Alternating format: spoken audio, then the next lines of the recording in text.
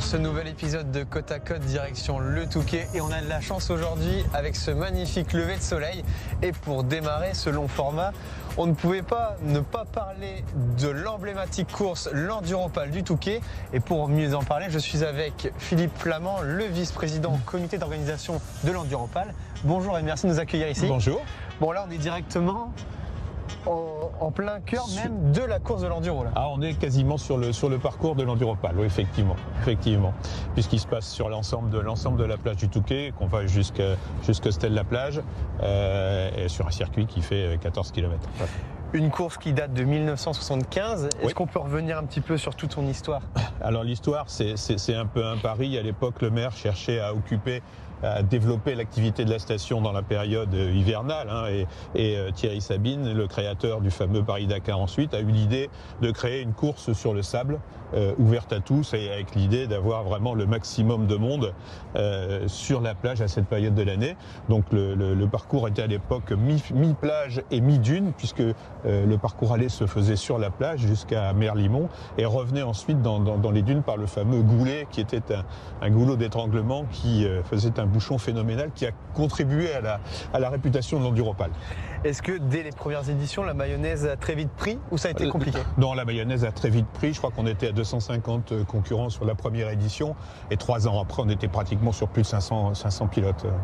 Là, cette année, pour 2026, ce sera la 50e édition. Voilà, en fait, la 50e édition de l'Enduropal. L'année dernière, on a fêté les 50 ans, puisqu'il a été créé en 75, et en 2026, ce sera donc la 50e édition. Bon, comment vous qualifiez-vous cette course? Alors, elle est devenue mythique, c'est la plus importante course sur sable au monde. D'ailleurs, on fait partie et on sera la finale du championnat du monde des courses sur sable. Donc voilà, c'est devenu un phénomène de société. On arrive aujourd'hui, quand on ouvre les engagements, en 2 heures de temps, les 1300 places de l'Enduropal sont parties. Les engagés sont faits et l'engagement est complet. On arrive aujourd'hui à plus de 700 000 spectateurs sur les 3 jours. Ça n'a pas d'équivalence nulle part dans le monde. J'allais y venir 3 jours parce qu'il y a plusieurs courses. Il y a plusieurs courses, oui, tout à fait. On a développé le nombre de courses au fur et à mesure de l'avancée de l'Enduropal. On est maintenant sur des courses, donc on commence par une course réservée au vintage, qui a aussi pris un succès considérable, puisqu'on est aussi complet en très peu de temps. Ensuite, on a les courses pour les jeunes, juniors et jeunes. Et enfin, le quaduro, qui est réservé donc au quad, pour terminer par l'Enduropal, la course majeure. Le départ, c'est toujours très mythique. Oui. Vous, comment vous le vivez chaque année? C'est toujours plus, on a l'impression que c'est toujours plus impressionnant avec des gros mastodontes maintenant. Oui. Alors c'est vraiment le moment délicat de la course, parce que alors maintenant, au début, l'ensemble des motos partaient en même temps. L'idée, c'était d'avoir le champion le plus performant de tous les pilotes sur sable, et le poireau, comme on appelle, qui est la personne qui prend le départ pour la première fois et qui n'a pas beaucoup d'expérience de la moto. Mais maintenant, pour des raisons de sécurité, parce que de lancer comme ça 1300 pilotes ensemble sur une même ligne, c'est extrêmement dangereux, il ne faut pas qu'il y ait de collision. Donc maintenant, on fait le départ en 2 vagues, une première vague de 650 et une deuxième vague de 650 pour des raisons de sécurité, avec décalé un tout petit peu dans le temps, ce qui permet, si jamais il y avait un accident dans la première vague, de pouvoir arrêter, stopper le départ de la deuxième pour pouvoir intervenir plus vite et éviter les suraccidents. Voilà, donc c'est vraiment le moment de stress pour l'organisation en tout cas. Pour les spectateurs, c'est le moment de folie. Il y a beaucoup de monde, forcément, chaque année. Il y a des souvenirs qui se créent. Est-ce que vous avez des souvenirs ou même des courses qui vous ont marqué plus que d'autres? Au plan sportif, c'est toujours extrêmement spectaculaire. Alors il y a des courses effectivement qui sont le vainqueur a été désigné dans les derniers mètres de la course. Donc ça effectivement ça laisse des souvenirs forts. Mais pour moi, à titre personnel, le plus fort, ça a été l'année où entre la nuit de samedi et dimanche, il est tombé 10 cm de neige et où on s'est demandé si vraiment on allait pouvoir réussir à donner le départ. Et parce que quand tout est engagé, je peux vous dire que c'est un budget relativement conséquent, des moyens humains énormes mis en jeu. Et quand au dernier moment, on peut penser que la course pourrait ne pas partir, avec toutes les conséquences économiques et sportives que ça peut avoir, voilà, pour finir, elle est partie, mais ça a été très chaud.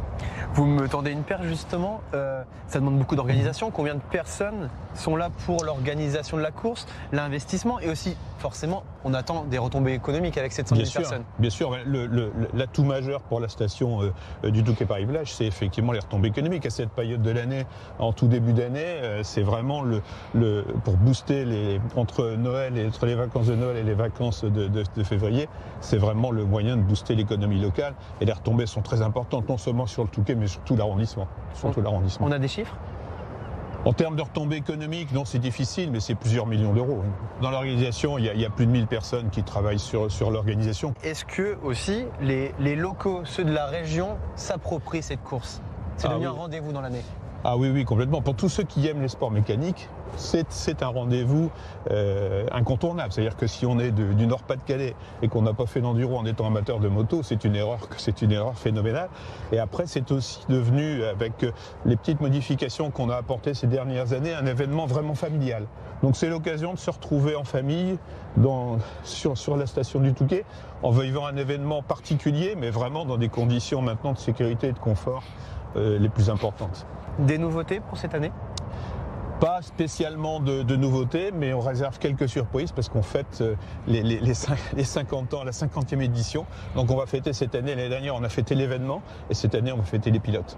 Des grands pilotes justement, qui sont déjà prévus ? Ça, c'est la surprise. En parlant de pilotes du coup, donc surprise pour cette édition, est-ce que vous, allez on se jette un petit peu à l'eau, est-ce qu'il y a un pilote forcément, quand vous dites Enduropal, vous en avez un ? Actuellement, oui, le plus en forme, et c'est le vainqueur des deux dernières éditions, c'est Todd Canet. Il est pour le moment dans une dynamique très forte et il paraît, sauf en mécanique, il paraît imbattable. Et d'un point de vue historique, le plus emblématique des pilotes ? Le plus emblématique, c'est Arnaud Demester qui a gagné le plus d'éditions. Merci beaucoup en tout cas, Monsieur Flamand. Bon, on va continuer du coup ce petit tour d'horizon ici au Touquet avec un autre endroit emblématique, un lieu de prestige et d'histoire.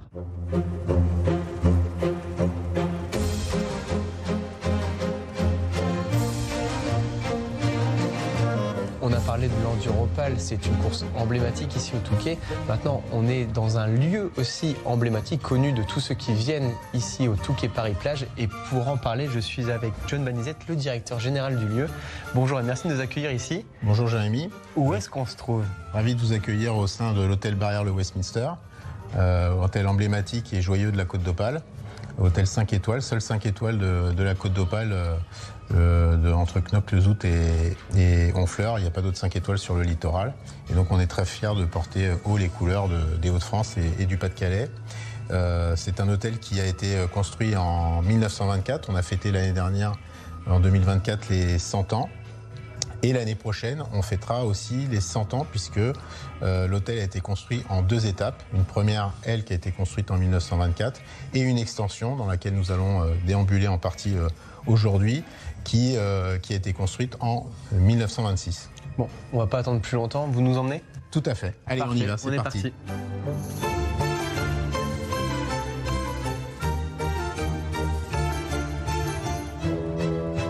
Il est particulier ce couloir. Ah bah oui, c'est le Wall of Fame, comme on l'appelle ici, la galerie de portraits, où on retrouve dans cet espace une grande majorité des personnalités connues qui ont vécu un moment au Westminster et qui nous ont dédicacé notre livre d'or.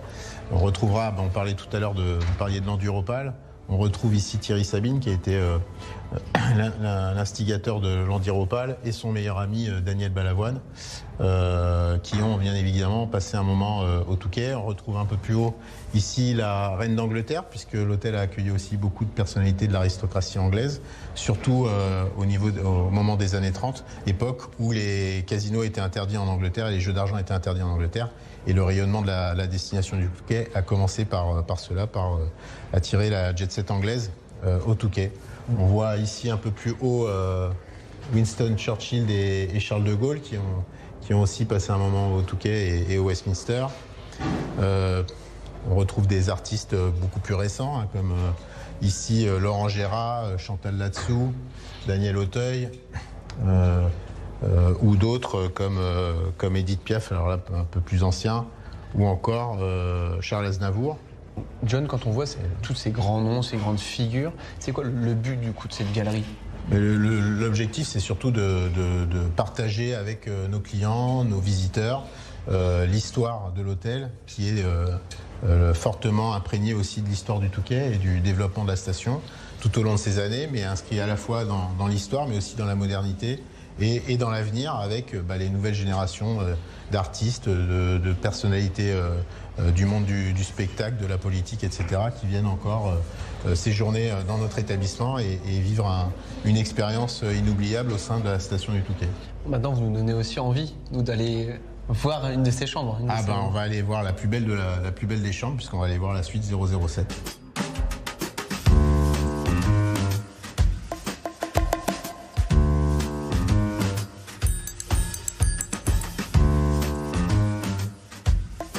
Donc Jérémy, ici, nous nous trouvons dans la suite 007, la plus belle suite de l'hôtel, qui fait 74 mètres carrés, qui est une suite historique de l'établissement. Elle a une histoire toute particulière, puisque Ian Fleming, qui était un adepte de la station du Touquet Paris-Plage, et qui a créé le personnage de James Bond, a imaginé son personnage et l'histoire du premier James Bond, Casino Royale, au sein de la station du Touquet, Royal Les Eaux étant très comparable en tout point à la ville du Touquet Paris-Plage. Donc il s'est vraiment imprégné du lieu. Exactement, il s'est imprégné de son histoire, de son expérience, de sa vie personnelle, du casino Barrière du Touquet et de l'environnement du Touquet pour créer son personnage. Et 10 ans plus tard, lorsque des producteurs ont souhaité mettre à l'écran le personnage de James Bond dans James Bond contre Dr No, ils ont cherché un acteur et Sean Connery a été sélectionné. Et il faut savoir que Sean Connery a signé son contrat pour le rôle de James Bond sur une des tables du bar de l'hôtel. D'où notre souhait de dédicacer cette suite à ce fameux 007, en sachant qu'ils ont sans doute travaillé quelques scènes du tournage ici, dans cette suite, à l'époque, avec Ian Fleming, les producteurs du James Bond contre Dr No et Sean Connery. Ça doit être une suite qui est très demandée, du coup. Exactement, et bien évidemment, à chaque fois qu'on accueille nos clients au sein de la suite 007, ils ont droit à une fabuleuse bouteille de Bollinger. Et on retrouve ici tous les ouvrages de James Bond, quelques jeux dédicacés à l'agent 007 et les 2 portraits de Ian Fleming et de Sean Connery avec Ursula Andress dans la chambre. Elle ressemble aux autres suites de l'hôtel, c'est juste sur sa particularité historique avec ce côté James Bond ou non? C'est quand même la plus belle. C'est quand même la plus belle, la plus grande, et elle a sa propre décoration, puisque les autres chambres ont plutôt deux harmonies, une harmonie plutôt rouge qui rappelle le côté terre de la station, et une harmonie plutôt bleue qui rappelle le côté mer, côte d'opale de la station. Bon, depuis ce fameux Sean Connery, est-ce qu'il y a eu d'autres grands noms ici? Il y a eu d'autres grands noms qui ont séjourné, mais bien évidemment, confidentialité oblige. Ça marche. Donc là, on a vu la belle suite 007. Exactement. Maintenant, on est plus côté restauration. Là, voilà. On va régaler les papilles. Exactement. Ici, nous sommes dans notre restaurant bistronomique, la table du Ouest. On a 2 restaurants au sein de la maison. Un restaurant étoilé Michelin, le Pavillon, et notre restaurant bistronomique, la table du Ouest. Et je vais vous présenter William Elliott qui va vous en dire plus sur la gastronomie au sein de notre établissement. Bonjour chef. Bonjour, enchanté. Jérémy, enchanté. Déjà, félicitations, vous êtes récompensé fraîchement au Goemio d'Or. Depuis combien d'années vous travaillez ici au Ouest? Moi, je suis arrivé en mars 1991. Donc, c'était hier. Quelle cuisine vous proposez? On est essentiellement sur une cuisine de marché, avec bien sûr basé essentiellement sur les produits de la mer, puisqu'on a la chance d'être à côté d'Étaples-sur-Mer et de Boulogne-sur-Mer. Donc on est vraiment sur une cuisine marine, tout à fait marine. Depuis 91, elle se réinvente un peu la cuisine? Complètement, la cuisine a changé, les demandes ont changé, donc on est obligé de s'adapter à notre clientèle. Aujourd'hui, qu'est-ce que vous travaillez? Aujourd'hui, c'est la Saint-Jacques, puisqu'on est en pleine période de la coquille Saint-Jacques. Donc la Saint-Jacques et tous les produits, les légumes anciens, le panais, topinambour. Donc on est vraiment, je dis, sur une cuisine de marché et une cuisine de saison. Est-ce que vous pouvez aussi nous parler un petit peu, nous dire un petit mot sur le pavillon? Le pavillon, c'est notre jouet, c'est notre bébé, puisqu'on a une cuisine étoilée depuis 2007, donc on part sur la 19e année. Donc c'est vraiment le lieu où on peut faire des choses différentes du bistrot. Et puis surtout faire plaisir aussi à notre clientèle qui demande ce genre de restaurant dans des hôtels comme l'hôtel Westminster.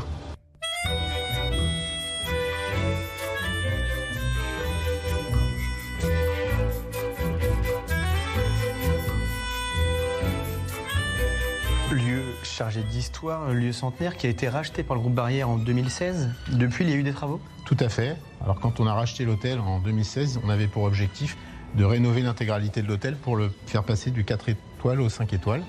Et donc on a engagé une campagne de travaux assez gigantesque dans l'hôtel.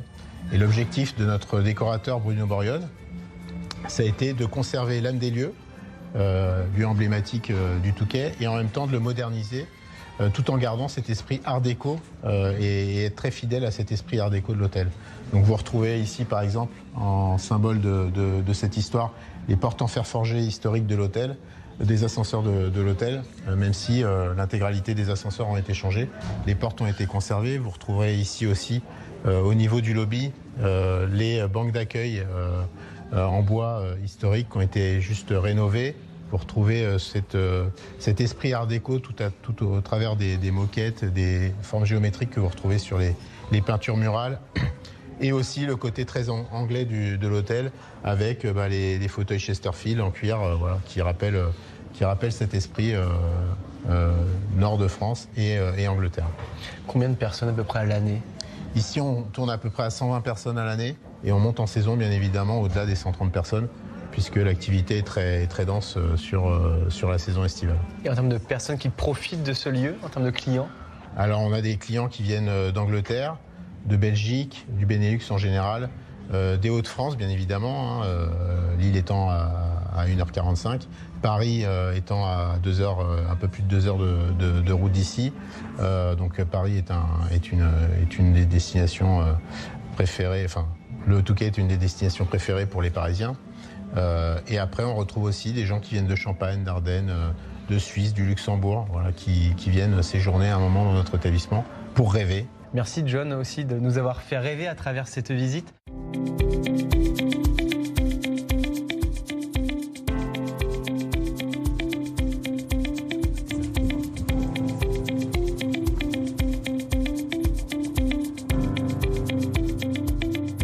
On a déjà parlé de l'Enduropal. Il n'y a pas que cet événement sportif au Touquet, il y a beaucoup d'autres sports. Il y a par exemple le parc équestre, le tennis, les sports liés à la mer comme le char à voile et il y a forcément le golf du Touquet. Et pour en parler, je suis avec Claire Hertaud, la responsable de l'accueil ici au Touquet. Enchantée et bienvenue. Bon, déjà ici on est sur le parcours de la mer, c'est ça? Exactement. C'est notre parcours de référence qui est classé dans les meilleurs parcours de golf européens. Et puis donc c'est celui qui est le plus compliqué, mais qui offre un paysage vraiment très sympathique. C'est pas le seul. C'est pas le seul, exactement. On a le parcours de la forêt aussi, et puis le parcours du manoir qui est un parcours de 9 trous et qui est très prisé également. Ça fait du coup, ce golf fait partie des plus grands golfs de France? Alors on est classé oui dans les meilleurs golfs européens et le resort aussi dans les meilleurs resorts mondiaux. Il y a aussi le practice. On n'est pas obligé d'être vraiment confirmé pour pouvoir signer. Tout à fait. On propose beaucoup d'initiations. On essaye de créer beaucoup de nouveaux golfeurs. On a une école de golf aussi. Voilà, donc on commence dès le plus jeune âge. Et donc il y a la zone de practice pour ça et ça se facilite beaucoup. Combien de golfeurs au total dans l'année? On fait environ 80 000 passages. C'est souvent des locaux, beaucoup de touristes. Enfin, est-ce qu'on a une part à peu près On a 40 à 50% d'étrangers. Donc on a des Belges, des Néerlandais, Anglais. Et puis on est aussi voilà, sur une clientèle locale. On a des membres en fait, donc des personnes qui habitent vraiment à côté, et puis la clientèle lilloise et parisienne. Bon, au niveau du swing, du coup, on a déjà eu des grands joueurs qui sont passés par ici. Oui, on a eu 6 fois les championnats de France. On a des grands prix, des épreuves fédérales, voilà, et puis aussi beaucoup de compétitions privées, de groupes en fait qui cherchent à venir voilà, faire évoluer leur golfeur ici. Bon, je vais vous laisser, moi je vais rester un petit peu avec Claire pour essayer mon swing. C'est la première fois que je vais m'initier et ensuite on ira voir d'autres endroits très importants ici sur la station.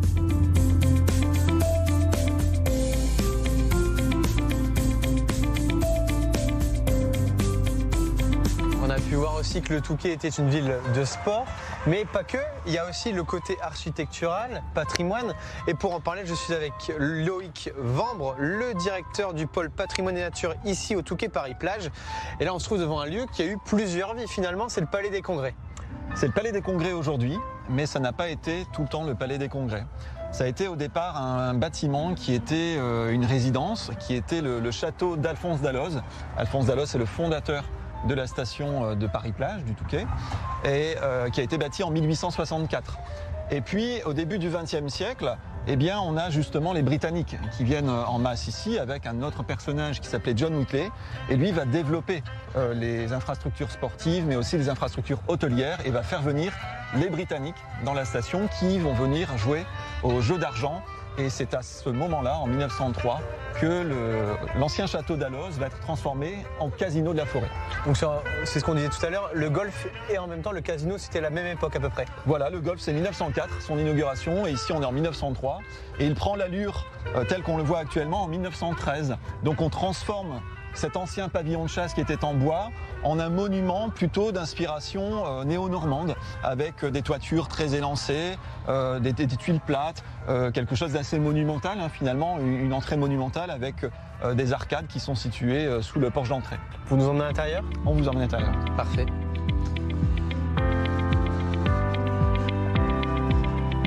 On a laissé Loïc quelques minutes à l'extérieur du Palais des Congrès. Là, maintenant, on est dans la salle de spectacle. Et pour mieux en parler, je suis avec son directeur, Pierre Labonté. Merci en tout cas de nous accueillir ici. Bonjour. Bon, au sein du Palais des Congrès, déjà, qu'est-ce qu'on peut retrouver en termes d'offres culturelles ? On a une offre culturelle très riche, comme vous en doutez. Depuis que le Palais des Congrès a été rénové, du coup, on a une salle, la salle Ravel, qui peut accueillir 1150 personnes, ce qui nous permet d'avoir une programmation culturelle d'environ 50 dates par an. Alors, tant à la fois de l'humour, des musiques actuelles, du jazz, du classique, du théâtre aussi, mais aussi des séminaires et des congrès. Le Palais des Congrès, 150 événements, dont justement un bon tiers qui concerne la programmation culturelle. Nous, en fait, on sait qu'on est dans la station des 4 saisons, mais le Palais, c'est vraiment le cœur de la machine, on va dire, du Touquet pour que la station vive aussi toute la semaine. C'est-à-dire que nous, en général, on a un congrès qui arrive le lundi, qui va être ici en activité jusqu'au jeudi. Et ensuite, nous, on a toute cette période du week-end où là, on va partir sur des festivals ou des concerts et des spectacles. De fait, comme ça nous permet tout simplement de faire vivre la station à l'année et aussi 7 jours sur 7. Nous, vraiment, c'est même 24 heures sur 24 souvent. Bon, est-ce qu'il y a des événements marquants à ne pas rater durant l'année ? Oui, là, justement, on arrive dans la période de préparation du Winter Jazz Festival qui a lieu après l'Enduropal. Donc ça sera vraiment la dernière semaine des vacances d'hiver. C'est l'un des festivals emblématiques de la station maintenant. Et ensuite, évidemment, on va repartir sur toute la période des congrès et des salons qui auront lieu du mois de mars jusqu'au mois de juin, avec ensuite l'été, le Festival des Pianofolies, la Semaine Chantante, les mercredis jazz et plein d'événements marquants qui sont maintenant généralement attendus des Touquetois, mais aussi plus largement sur toute la Côte d'Opale.